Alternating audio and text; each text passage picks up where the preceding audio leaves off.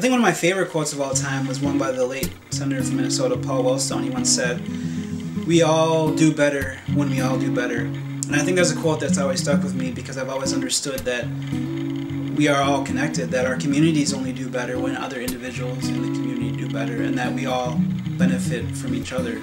And that's kind of been a guiding quote for me to understand and to follow through and to be committed to making other people who might be less fortunate or even more fortunate to be able to have an equal community to share that together. So that's always been important for me. Initially I was hoping to win the lottery and to give the money to people like the VU to do research and to help other people. Hello everybody, my name is Noah Gagner. I'm making this video as an applicant, is for a potential candidate into the Couples and Family Therapy program at the University of Minnesota. I just wanted to take a few minutes to get to kind of know me and my reasons for wanting to be a part of this program.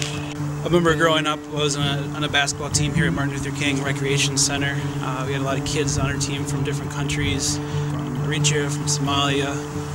We had people from the community, but everybody was kind of different. Some people only had single-parent families, some kids were in foster care. And I remember it was such a bonding experience because we were all ended up being such family.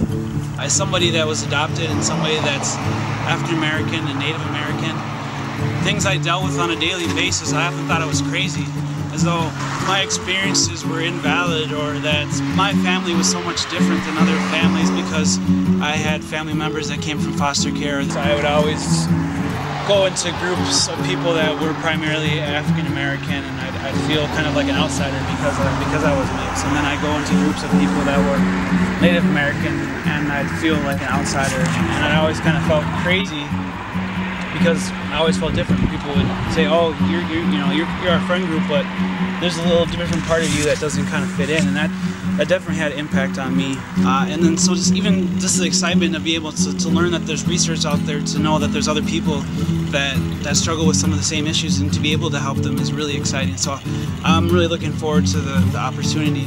One of my goals is to be able to, I want to give back definitely, but I'd love to be able to teach at a R1 research university like the University of Minnesota. I'd love to be able to become a professor or to do research, doing community-based participatory research, and be able to identify leaders and to identify people that want to work with me and with other people in the department to be able to bring about change to issues that community groups that need help.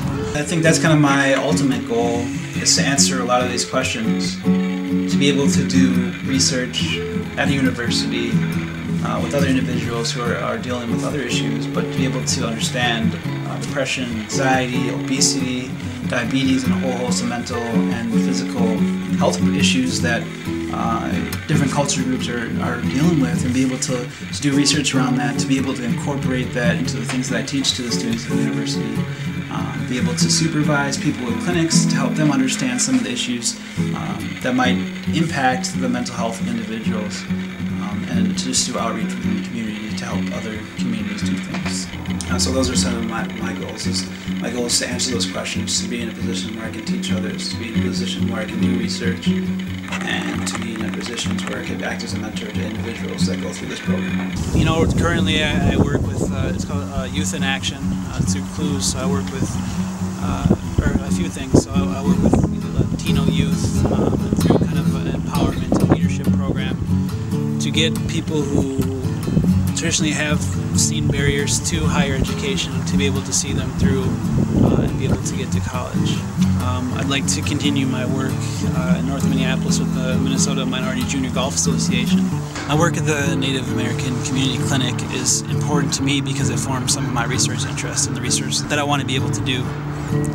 To understand the family formations, to understand families and cultures, and to be able to continue a lot of the work that's going on right now, because a lot of the work is congruent with a lot of my interests and a lot of my personal interests, and be able to continue that and to build on the work of the people that are already doing the work in the program currently. To me, in the future, it will be important to be able to train other therapists in a way that uses a lot of the research and a lot of my experiences in a way that they can too collaborate, to be able to have that clinical experience in a variety of settings, whether it be chemical dependency or a center for victims of sexual abuse, but to use those experiences to build and to understand some of the issues that are going on in the community, and to bring that back to the research setting, to be able to say, I've experienced this with this group of people, and I'm really interested in wanting to know more about that. I think the commitment and hard work comes from my dedication to my friends, to people that I've known throughout my life, and my dedication to the community.